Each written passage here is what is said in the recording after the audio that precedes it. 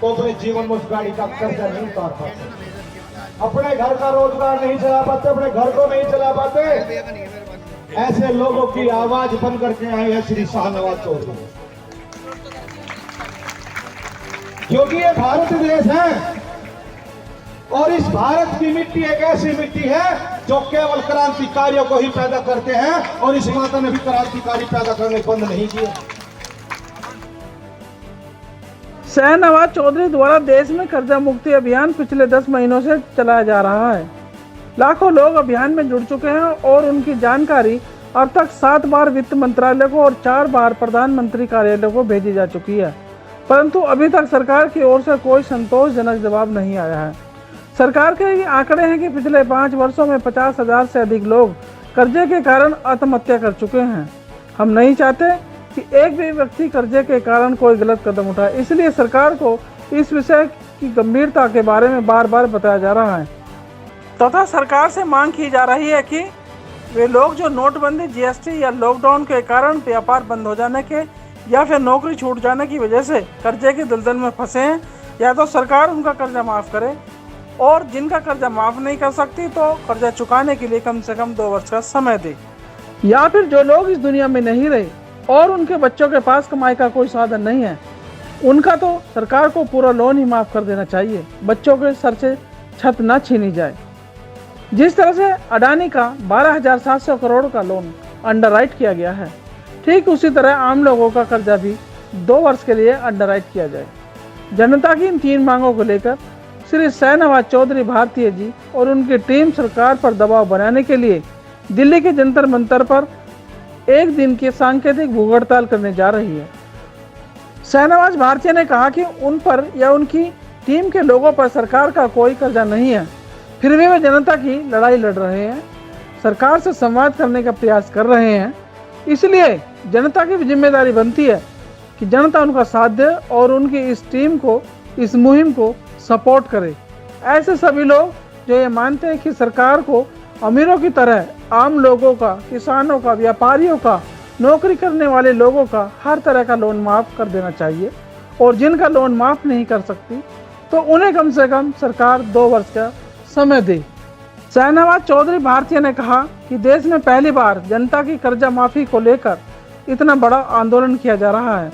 इस कर्जा माफ़ी आंदोलन को लेकर जंतर मंतर पर मीडिया के कैमरे पर उन्होंने आगे क्या कुछ कहा, आइए देखते हैं। दिल्ली से प्राइम इंडिया न्यूज के विशेष संवाददाता अजीत कुमार की यह रिपोर्ट।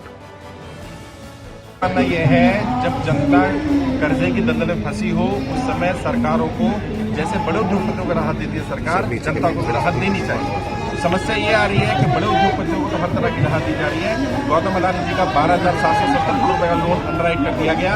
हम ये मांग करते हैं कि आम जनता जो नोटबंदी, जीएसटी या लॉकडाउन के कारण कर्जे की दलदल में फंसी है, उन लोगों को भी कर्जे से राहत दी जाए, या तो सरकार उनका कर्जा माफ कर दे, और यदि सरकार कर्जा माफ नहीं कर सकती है तो कम से कम 2 वर्ष का समय दिया जाए ऐसे लोगों को, क्योंकि लोग बहुत ज्यादा परेशान हैं। आज कहाँ से आपके प्रदर्शन की शुरुआत हुई थी? सबसे पहले हम सुबह राजघाट गए थे, वहाँ बापू की समाधि पर हमने पुष्प अर्पित किए, और सरकार को सद्बुद्धि ने महात्मा गांधी जी के आदर्शों पर हमारे नरेंद्र मोदी जी कहते हैं हमें चलना चाहिए।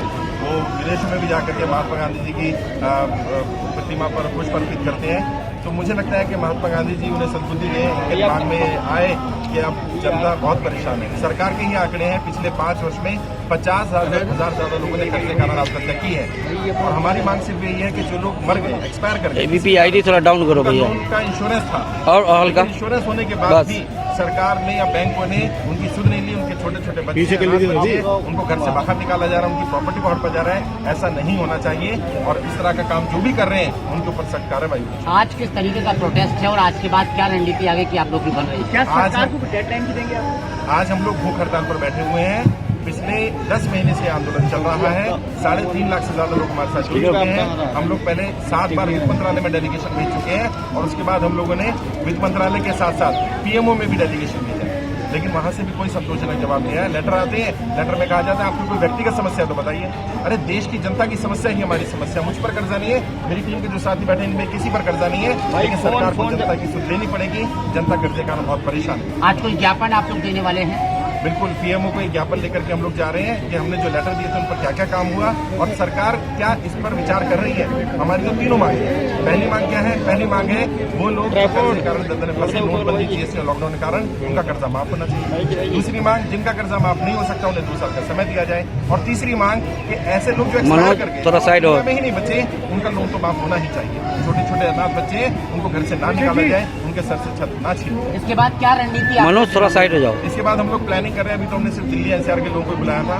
मेरा कोशिश ये थी कि ज्यादा यहाँ भीड़ ना हो, व्यवस्था भी बनी रहे, क्योंकि प्रशासन से भी हमारी कोई लड़ाई नहीं है। बहुत सारे पुलिस वाले हमारे साथ जुड़े हुए हैं, बहुत सारे प्रशासन के लोग जुड़े हुए, गवर्नमेंट एम्प्लॉय जुड़े हुए हैं, वो भी कर्जे की दलदल में है। हमारी कोशिश ये है कि सरकार अभी जाग जाए, नहीं तो फिर पूरे इंडिया से लोगों को बुलाया जाएगा।